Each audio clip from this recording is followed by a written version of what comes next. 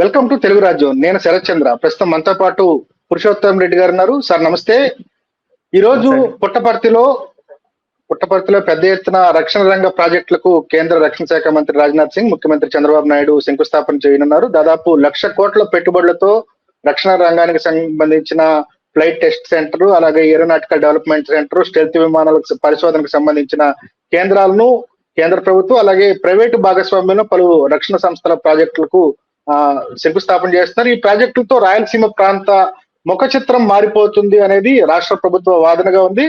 ఎట్లా ఉండబోతుంది సార్? అంటే ప్రభుత్వం పెద్ద ఎత్తున రాయలసీమ ప్రాంతానికి ఇంపార్టెన్స్ ఇస్తుంది, ప్రాజెక్టులని పెట్టుబడులని రాయలసీమ ప్రాంతానికి ఇన్వెస్టర్లు తీసుకొస్తుందని పెద్ద ఎత్తున ప్రచారం చేస్తుంది. వాస్తవంగా వీటి వల్ల రాయలసీమ ప్రాంతానికి మేలు జరుగుతున్నా ఏం జరగబోతుంది అసలు? ఫస్ట్ ఆఫ్ ఆల్ ఒక మంచి సంస్థ అక్కడికి వస్తుంది. కేంద్ర మంత్రి గారు శంకుస్థాపన చేస్తున్నారు. ఖచ్చితంగా ఆహ్వానించదగ్గ పరిణామం. ఖచ్చితంగా వెనుకబడినటువంటి రాయలసీమ, అందులో అనంతపురం జిల్లా మరింత వెనుకబడి ఉంది. రెండోది, వ్యవసాయానికి సంబంధించిన నీటి వనరులు లేనటువంటి ప్రాంతం. నీటి వనరులు ఉన్నాయి, నీటి వనరులను రాయలసీమకు ప్రాజెక్టులు నిర్మాణం వాటిలో అలసత్వం వల్ల ఉపయోగించుకోలేకపోతున్నాం. అట్లాంటి సమయంలో ఇట్లాంటి పరిశ్రమలు రావడం అనేది ఆహ్వానించదగ్గ పరిణామం. ఖచ్చితంగా మా ప్రాంత అభివృద్ధికి ఉపయోగపడుతుంది. అందుకు కేంద్ర రాష్ట్ర ప్రభుత్వాలకి అభినందనలు. గతంలో చంద్రబాబు గారు అధికారంలో కియా పరిశ్రమ కూడా ఇక్కడికి వచ్చింది అనంతపురంలో. అది కూడా ఆ ప్రాంత అభివృద్ధికి ఉపయోగపడింది. ఇది కూడా దానికి తోడైతే ఖచ్చితంగా అనంతపురం జిల్లా డెవలప్మెంట్కి ఇతోధికంగా ఉపయోగపడుతుంది. అందులో ఎలాంటి సందేహం లేదు. రెండో, రాయలసీమ రూపురేఖలు మారిపోవు. రాయలసీమ అభివృద్ధికి ఇది ఉపయోగపడుతుంది. రూపురేఖలు మార్చేది బేస్ వ్యవసాయం. ఎందుకంటే మాకు 97 లక్షల ఎకరాల వ్యవసాయ యోగ్య భూమి ఉంది రాయలసీమ ప్రాంతంలో. కాబట్టి 97 లక్షల ఎకరాల యోగ్య 1 కోటి ఎకరాలు. దీంట్లో 10% మాత్రమే ప్రభుత్వం 10-20% లోపే ఈ వాటర్ ఇస్తుంది. అలికేషన్స్ కావచ్చు, నీటి 80% ఇవ్వలేకపోతున్నాం. కేవలం ఆధారనే మనం వ్యవహరిస్తున్నాం. సో కాబట్టి రాయలసీమ ముఖ చిత్రం మారాలంటే ఫస్ట్ ప్రాథమికమైన వ్యవసాయం సంబంధించినటువంటి నీటి ప్రాజెక్టులు వాటికి చేయాలి. ఇట్లాంటి సమయంలో ఇది కూడా మనకు ఉపయోగపడుతుంది. రెండు, ఇక్కడ ప్రత్యేకంగా గమనించాల్సిన అంశం, ప్రభుత్వం చొరవ చూపడం. ముఖ్యమంత్రి చంద్రబాబు నాయుడు గారు కూడా చొరవ చూపి అనంతపురం జిల్లాలో గతంలో కియా పరిశ్రమ తీసుకొచ్చారు. ఆహ్వానించడం అభినందిస్తున్నాం. కాకపోతే ఇక్కడ చొరవ చూపడం ఒక పార్ట్ అయితే, మా ప్రాంతం పరిశ్రమలకు అనుకూలం అనే విషయం కూడా గమనంలో పెట్టుకోవాలి. ఎందుకంటే ఇప్పుడు రాష్ట్రానికి వస్తున్న పరిశ్రమల్లో రాయలసీమలో, ఉత్తరాంధ్రలో ఎక్కువ వస్తున్నాయి. ఉదాహరణ, రాయలసీమలో ఉన్న శ్రీ సిటీ, ఆ చిత్తూరు జిల్లాలో శ్రీ సిటీలో వేల కోట్ల రూపాయల పరిశ్రమలు వస్తున్నాయి. కొప్పర్తి, కడపలో అవకాశాలు ఉన్నాయి. ఇప్పుడు అనంతపురం జిల్లాలో విస్తారమైన భూమి ఉంది. అనంతపురం ఒక జిల్లా ఉమ్మడి ఉభయ గోదావరి జిల్లా అంత విస్తీర్ణం ఉంటుంది. చాలా పెద్ద విస్తీర్ణం ఉంది. లక్షల ఎకరాలు ప్రభుత్వం అనుకుంటే, ఇప్పుడు ఉదాహరణకు అమరావతిలో ఒక రైల్వే స్టేషన్ కు 1,500 ఎకరాలు కావాలి, లేకపోతే ఎయిర్పోర్ట్ కు 4,000 ఎకరాలు అంటే నానా ఇబ్బంది పడుతున్నారు. మాకు అవకాశం లేదు. ఎందుకంటే ప్రభుత్వ భూమి విస్తారంగా ఉంది ఆ రాయలసీమ ప్రాంతంలో. ఏ జిల్లాలో తీసుకున్నా. రెండోది, అనంతపురం మినహాయించి మిగతా ఏ జిల్లాలో డీఫారెస్టేషన్ కూడా అవకాశం ఉంది. కేంద్ర ప్రభుత్వం ఒప్పుకుంటుంది. కారణం ఏంటంటే ఫారెస్ట్ 22%, 28% మొత్తం భూభాగంలో ఉండాలి. కడప, అనంతపురం, కడప, కర్నూలు, చిత్తూరు జిల్లాలో అవసరం మించానం కానీ మినిమం బాగున్నాయి. మాకు భూమి అనేది చాలా ఇంపార్టెంట్. పక్కన మాకు ఇంకొక అసెట్ ఏంటంటే, రాయలసీమకి అనంతపురం ఆనుకొని బెంగళూరు ఉంటుంది. బెంగళూరు సిటీ ఉంటుంది. ఇంటర్నేషనల్ ఎయిర్పోర్ట్ దగ్గరలోనే ఉంటుంది. ఇటు తిరుపతి కానుకొని చెన్నై ఉంటుంది. మాకు 2 పెద్ద నగరాలు కొన్ని సందర్భాల్లో డిసడ్వాంటేజ్, కొన్ని సందర్భాలు అదే అడ్వాంటేజ్గా మారుతుంది. కాబట్టి దాని యొక్క అదనపు అవకాశాలు అందిపుచ్చుకునే కాబట్టి రాయలసీమ ప్రాంతం ప్రభుత్వాలు కొంత చొరవ చూపిస్తే పెద్ద ఎత్తున పరిశ్రమలు వస్తాయి. కాబట్టి ఈ పరిశ్రమలకు అనువైన ప్రాంతం రాయలసీమ. దానికి నీటి ప్రాజెక్టు కొంత నీటి వసతి కల్పించారంటే ఇంకా అద్భుతంగా అభివృద్ధి చెందుతుంది. ఖచ్చితంగా అందుకు ఇది ఒక మరో అడుగు అయితే మంచిది. అంటే ఇప్పుడు మొత్తం రాయలసీమ ప్రాంతానికి సంబంధించి పెట్టుబడుల వల్ల ఉపయోగం అక్కడ స్థానిక ప్రజల కంటే దగ్గరలో బెంగళూరు, చెన్నై సిటీల వంటికి దగ్గరలో ఉండటం వల్ల అక్కడ ఆ డెవలప్మెంట్ కి ఎక్కువ స్కోప్ ఉంటుంది. ఇప్పుడు పెనుగొండలో కియా పరిశ్రమ కట్టారు. మొత్తం ఆ బెంగళూరు, చెన్నై మార్గంలో డెవలప్మెంట్ జరిగింది తప్ప పెద్దగా స్థానిక ప్రజలకు ఉపయోగం లేదన్న వాదన కూడా ఉంది. ఇందులో నిజం ఉందా సార్? అంటే స్థానిక ప్రజలకి ఒక పరిశ్రమ యొక్క స్వభావం ఒక రకంగా ఉంటుంది. ఇప్పుడు టెక్నికల్ గా ఉండే ఇంజనీర్లు అన్నాను అనుకో, ఆ ప్రాంతానికి రాకపోవచ్చు. ప్రపంచం అంతా వస్తుంది, భారతదేశం అంతా వస్తుంది. మనం అమెరికా పోవట్లేదు. ఆ పరిశ్రమ యొక్క స్వభావాన్ని బట్టి ఆ ప్రాంతానికి ఉపయోగపడి, మీరు ఏ స్వభావంతో పెట్టినా ఒక ఉద్యోగం అక్కడ రాకపోయినా ఖచ్చితంగా ఆ ప్రాంతంలో ఒక పరిశ్రమ వస్తుంది, వేలాది మంది ఉద్యోగులు వస్తారు. వాళ్ళు కనీసం రోజువారీ సాధారణ అవసరాల కోసం ₹4 ఖర్చు పెట్టినా ఆ ప్రాంతంలో ఎకనామిక్ యాక్టివిటీ జరుగుతుంది. రెండోది, అక్కడ పరిశ్రమ వచ్చిన తర్వాత ఆటోమేటిక్గా పక్కన భూములు జరుగుతాయి. కాబట్టి ఎంత లాభం అనేది కొలతలు వేసుకోవచ్చు, కానీ ఖచ్చితంగా అభివృద్ధికి అవకాశం ఉంటుంది. ఇప్పుడు మాకు శ్రీ సిటీ ఉంది. శ్రీ సిటీలో 50,000 నుంచి 60,000-70,000 మంది ఎంప్లాయీస్ ఉంటారు. దాంట్లో మేజర్ చెన్నై వాళ్ళు ఎక్కువ ఉంటారు, తమిళనాడు కూడా. కానీ ఏం లాభం అనుకోలేదు, శ్రీ సిటీ రావడం వల్ల మన రాష్ట్రానికి ఒక ఆదాయం వనరు, Sri City to development Tada pickup అయిపోతుంది. కాబట్టి పరిశ్రమలు రావడం వల్ల ఎంత ప్రయోజనం అనే దానికి ఎంతో కొంత ప్రయోజనం ఉంటుంది. కొన్ని పరిశ్రమలకు అయితే 100% ప్రయోజనం ఉంటుంది, ఆ పరిశ్రమ యొక్క స్వభావం రీత్యా.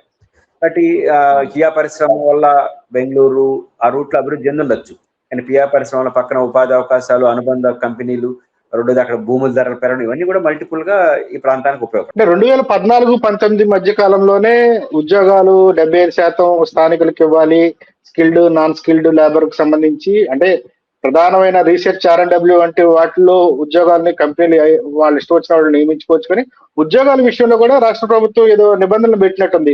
ఇవి ఇంప్లిమెంట్ అవుతున్నాయా సార్? అంటే స్థానికులకి పెద్ద ఎత్తున ఉపాధి లభిస్తుందా, లేకపోతే ఇంకా చదువుకున్న వాళ్ళు ఇంజనీరింగ్ గ్రాడ్యుయేట్లు అందరూ చెన్నై, బెంగళూరు వెళ్ళిపోయే పరిస్థితి ఉందా? జగన్మోహన్ రెడ్డి గారు తీసుకొచ్చి ఆ ప్రయత్నం ఆలోచించాడు. ఆయా జిల్లాల్లో పెట్టే ఉద్యోగాలు 75% స్థానికులకు ఇవ్వాలని. నిజానికి అనధికారికంగా స్థానికులకు ప్రయారిటీ ఉంటుంది. ఏది ఉంటుంది? 4th క్లాస్ ఎంప్లాయీస్ లో ఉంటుంది. ఎందుకంటే 4th క్లాస్ ఎంప్లాయీ అనేది బుర్రతో పనిచేసే ఉద్యోగం కాదు, శరీరంతో పనిచేసే ఉద్యోగం. కానీ అబౌవ్ టెక్నికల్ ఎక్స్పర్ట్స్ గా ఉండేవాళ్ళు బుర్రతో పనిచేయాలి.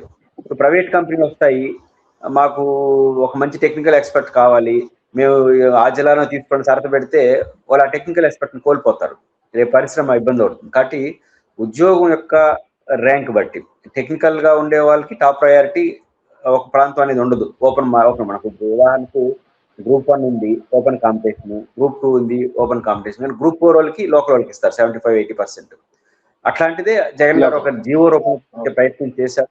ఆ అవసరం జీవో తీసుకొచ్చే ప్రయత్నం చేసే అవసరం లేకుండా కూడా స్థానిక కంపెనీలు ఖచ్చితంగా లోకల్ గా అవకాశం ఉంది. ఎందుకంటే మీకు బయట నుంచి వచ్చేవాడు కానీ లోకల్ వాడు ఉంటే ఖర్చు తగ్గుతుంది, కాబట్టి పెద్ద ఇబ్బంది ఉంది. కాబట్టి లోకల్ గా ఉద్యోగ అవకాశాలు వచ్చేట్టు లోకల్ ఇస్తారు.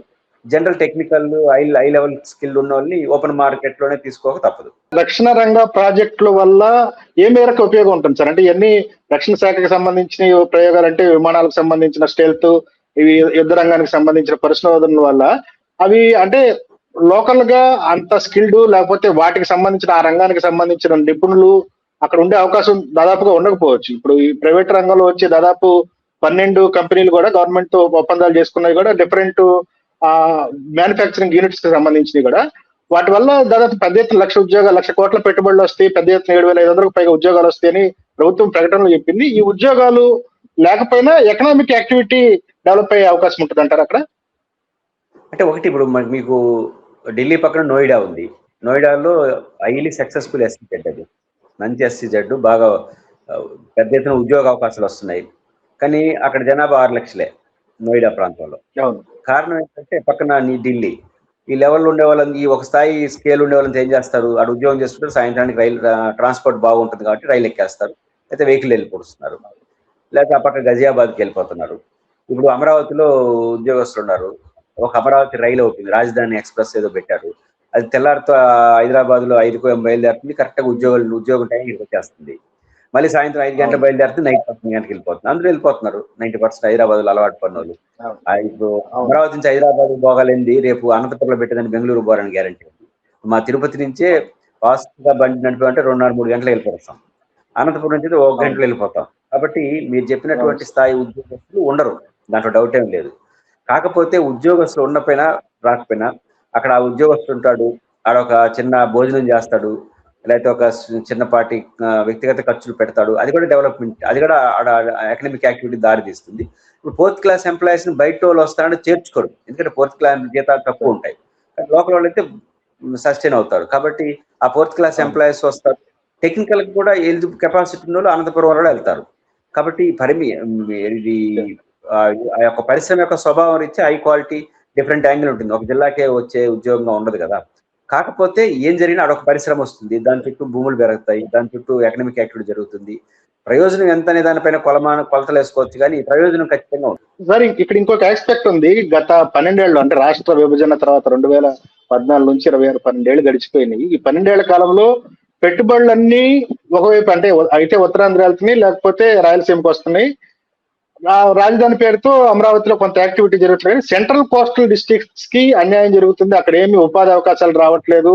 ఓన్లీ అగ్రికల్చర్ బేస్డ్ ఎకానమీ మాత్రమే ఉంది.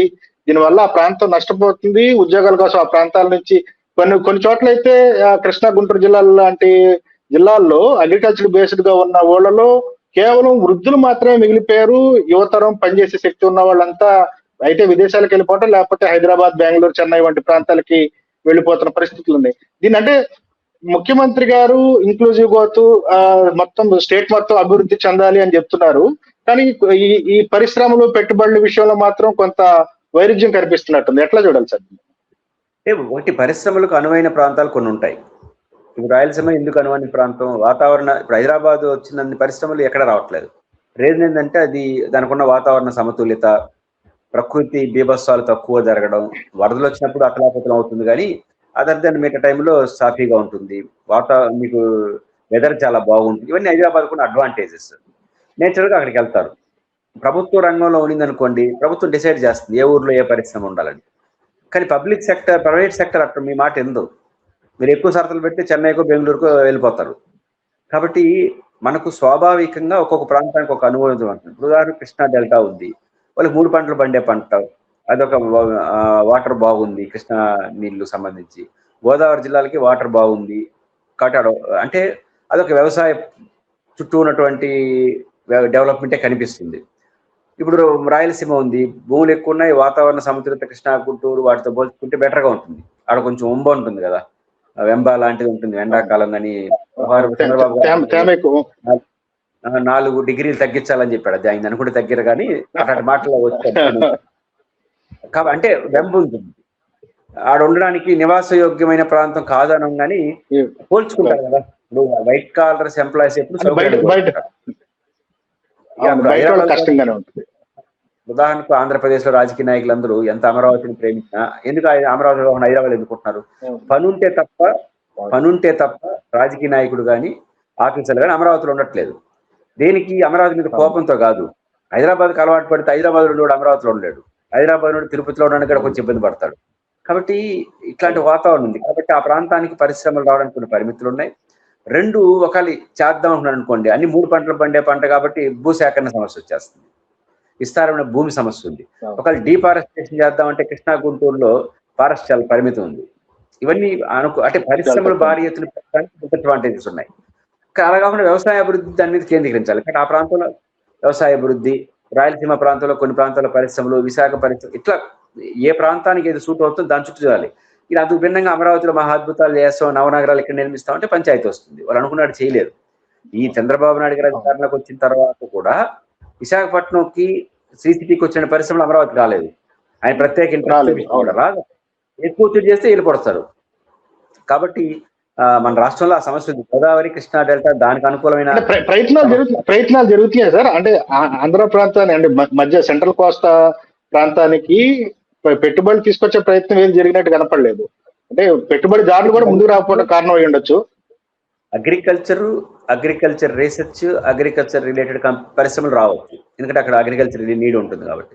అంటే మనకి ఏ ప్రాంతానికి ఇప్పుడు హైదరాబాద్కు ఉంది, భారీ ఎత్తున పరిశ్రమ వస్తాయి. మా తిరుపతి శ్రీ సిటీ ఉంది, ఇప్పుడు రాష్ట్రంలో Sri City highest successful SEZ మా జిల్లాలో. రాష్ట్రంలోని దేశంలో ఆసియా ఖండంలోనే హైయెస్ట్ మంచి సక్సెస్ఫుల్ SEZ. ఇప్పుడు ఆడ వచ్చేస్తున్నాయి కదా ఏడవరు అనుకుంటే అది అర్థం లేదు. ఆ ప్రాంతానికి అది అడ్వాంటేజ్ ఉంది. అంటే అడ్వాంటేజ్ ఉన్న ప్రాంతం అడ్వాంటేజ్ తీసుకుంటుంది. మన ప్రాంతానికి ఉన్న ఇప్పుడు రాయలసీమలో పరిశ్రమలు పెడతారు, మాకు ఎందుకు పెట్టట్లేదని కృష్ణా డెల్టా అనుకుంటే లాభం లేదు. మన ప్రాంతానికి ఉన్న అనుకూలమైతే దానికి అనుకున్న పరిశ్రమలు ఏమైనా వస్తాయో చూసుకోవాలి. ఆడ CCTలో వస్తున్నాయి కదా, మాకు ఎందుకు పెట్టరు విశాఖపట్నం అంటే అది కుదరదు, మీరు అనుకుంటే రావు. కాబట్టి ఆయా ప్రాంతాలకు అనుకూలంగా ఉన్న వాటికే వెళ్తే ఈ సమస్య రాదు.